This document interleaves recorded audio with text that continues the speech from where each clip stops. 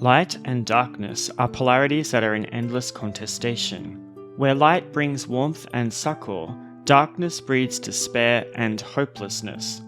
These themes are so embedded in our vernacular that it is difficult to conceive that one could exist without the other, or that the presence of darkness could lead to joy.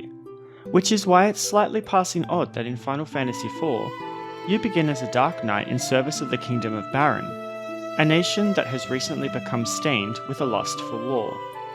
But I am getting ahead of myself. Final Fantasy IV first met Western NTSC shores on the Super Nintendo as Final Fantasy II, though those in the know now understand that the SNES Final Fantasy II is actually Final Fantasy IV. Unfortunately, PAL Territories never saw this game until it was released onto the Nintendo DS as a remake, and then later into the Final Fantasy IV The Complete Collection for the Sony PlayStation Portable. Final Fantasy IV The Complete Collection was developed and published by Square Enix across all territories in 2011. It contains Final Fantasy IV, Final Fantasy IV Interlude, and Final Fantasy IV The After Years, all in the same pixel style as the PSP versions of Final Fantasy and Final Fantasy II 20th Anniversary Editions. For the purposes of this review, I played Final Fantasy IV from this collection. In this fantasy, we take on the role of Cecil Harvey, a Dark Knight serving the Kingdom of Baron as the leader of the Red Wings, a mighty military air fleet and pride of the kingdom. We join Cecil as he returns from a recent conquest to the village of Mysidia, where he and his knights cut down all that stood in the way of their objective, the Water Crystal, a relic that the King of Baron had requested the Red Wings capture at all costs. On their return flight, Cecil questions the validity of the reason for taking such a coveted object from people who were hardly capable of defending themselves. During the voyage, the fleet is attacked by monsters, who are said to be on the rise in recent times. Dispatching them gives Cecil even more time to consider the morality of his actions. Docking at the castle, Cecil presents the crystal to the king, taking a moment to openly question his motivations, which earns his sire's ire, strips him of his position, and sets him on an errand to take a carnelian signet to the village of Mist in the mountains far to the northwest. With his friend Kane Highwind in tow, Cecil sets out to deliver the king's gift. After making their way through a fog-filled cave that was blocked by a mist dragon that the two had to cut down, they find themselves in the humble village, where the true nature of the signet is presented as a destructive force that obliterates the local area. In the aftermath of the carnage, the two find a little girl who has miraculously survived, though upon learning that the Baron Knights were the ones that killed her mother's mist dragon, and thus her mother, unleashes the Eidolon Titan who cleaves the valley in two. Awakening after the collapse of the mountain range, Cecil finds that he is all alone with the young girl. Realizing he cannot leave her unprotected in her weakened state, he collects her and sets off, the heavy mantle of responsibility on his shoulders.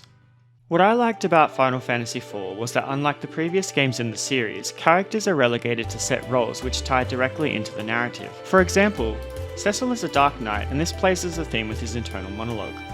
I felt that having characters set to specific roles meant that the story became richer, as it could draw on their past and their motivations based upon their innate abilities, rather than allowing the player to select how and in what way a character develops, as was the case in previous titles. Additionally, the characters that you meet along the journey will come and go, and you are never really given direct control over who is with you in the party until the very end, which from a narrative standpoint meant that the story was more robust, as the characters in your active party were meant to be there at the points that they accompany you on the journey, meaning there were no dead weights that sat quietly in the background with nothing meaningful to contribute. Narratively speaking, the story is engaging and will keep you surprised and guessing if you have never played the game before.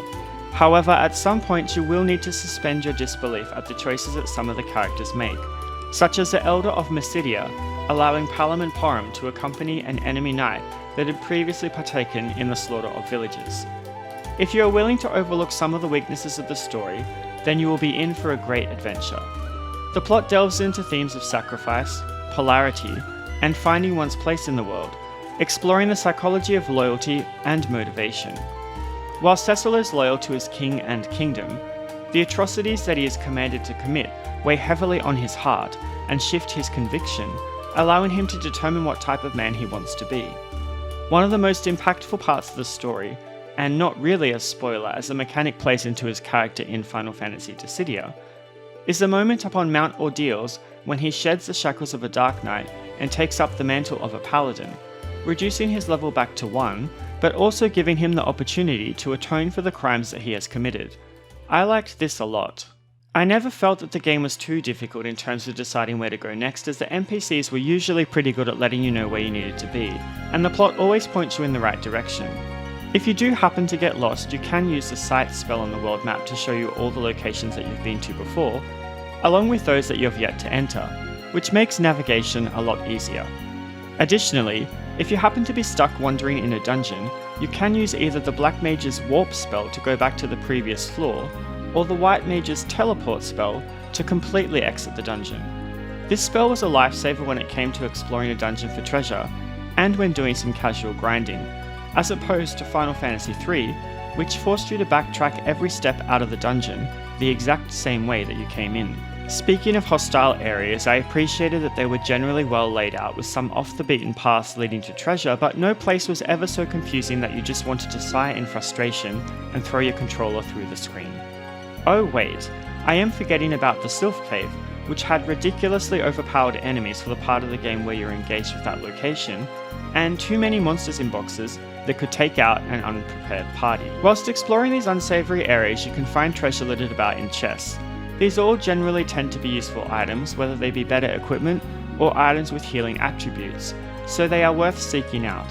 One word to the wise though, you do only have a carrying capacity of 48 types of items, with items stacking in lots of 99. It is easy to accidentally reach the limit without realising it, especially if you are carrying an apothecary of rejuvenating articles. You can offload unwanted items to Fat Chocobo, but you do need to find it, and usually I found that discarding or selling unwanted items was much easier. But don't worry, as it's not possible to get rid of story necessary items. During your adventures, you'll eventually be drawn into a random battle. Final Fantasy IV does away with classic turn-based, diversifying to add an element of urgency to every hostile situation with the introduction of the Active Time Battle ATB system. Every character is allocated an ATB gauge that gradually fills over time, proportionate to their speed statistic. Once the gauge fills completely, it is then deemed that character's turn, and you'll be provided with a menu from which to select the character's action. There are two modes to the ATB system, Active and Wait. Whilst Wait sounds like it should only be used by beginners, the ATB algorithm doesn't consider that a computer can select from a bunch of options far quicker than what a human player can, so disadvantages players with a large inventory or who hesitate too much. Whilst I started the game in active mode, I changed it to Wait toward the end, as it made things less stressful and meant that my party was less likely to become KO'd in an unfair manner. Earlier I mentioned that characters are set within the party based upon which part of the narrative you are playing, and this is where their skills complement each other. For example, when you're expected to travel with the child twins Palom and Porom, they have an ability that when used in tandem, can cause a lot of magical damage to the enemy. Or how about the time when you're alone with just Rydia toward the beginning of the game, and you can use darkness to dispatch larger enemy parties quickly. I really liked that the party compositions played to the strengths and weaknesses of each character, allowing them to support each other. The party size is a maximum of 5, with 3 characters able to stand in the front row and 2 in the back, or vice versa. Positioning plays a key role in how much damage a character can withstand from a physical attack, so it pays to always put the weaker characters in the back row. Be mindful though, as enemies can back attack you, which throws out your positioning, and toward the end of the game, I found that this was unfairly happening a lot. As characters level up, they will gain access to more powerful spells if they are magicians, and generally have greater statistics if they are not. Characters can also equip a variety of items that can bolster their offense and defense, as well as protect from certain status ailments and elements. There isn't a huge variety here, and the equipment that provided better defense generally tended to be the most optimal equipment to put on, so don't expect too much flexibility here. Final Fantasy XIV boasts many tie-ins to Final Fantasy IV, most predominantly with the release of Endwalker. However, the influence can be observed throughout the series, from the appearance of the Kalka and Brina Macabre dolls as a boss, through to the existence and importance of the moon. I enjoyed the throwbacks that Final Fantasy XIV had to this game, especially with the addition of the Loporrits, who are basically like Namingway, complete with music callbacks for their village and surrounding hostile area, as well as a little ditty that they sometimes play when you speak to them. My favourite tie-in though will have to be the Fell Court of Troya, which features a version of Troya's theme played on a harpsichord set against a backdrop of classical architecture that you would find in one of the iterations of Dracula's castle. Very baroque. For a PlayStation Portable game with pixel art, the game looks beautiful. I enjoyed the bigger, more fleshed out sprites as well as the spell effects in battle. Different areas of the game have subtle effects livening up the environment, such as wind eddies blowing across the screen, dancing crystal lights, or particles of sand. The battle backdrops are very detailed and put you into the moment of dank caves or out-of-place technological monstrosities. I also really liked the summon animations of each of Rydia's Eidolons, which added weight to the power that these foreign beings possessed. The music was composed by Nobuo Uematsu, and there's no surprise that it's amazing. I think Final Fantasy IV is when he really started to get into his stride with composing for RPGs, and produced some very memorable and catchy tracks. I enjoyed that there was a little more diversity in town music, with different locations having a unique theme, from the quirkiness of the quack mages of Mysidia to the Asian-inspired monk kingdom of Fabul, which helped to differentiate major locations from one another. My favourite track is simply called Battle 2, which is used for most of the bosses in the game. I love how it starts with a sudden, unexpected flare of trumpets, then runs along into the banging battle theme that keeps you on your toes and pushing toward victory. It just really slaps. Here, have a little more of a listen.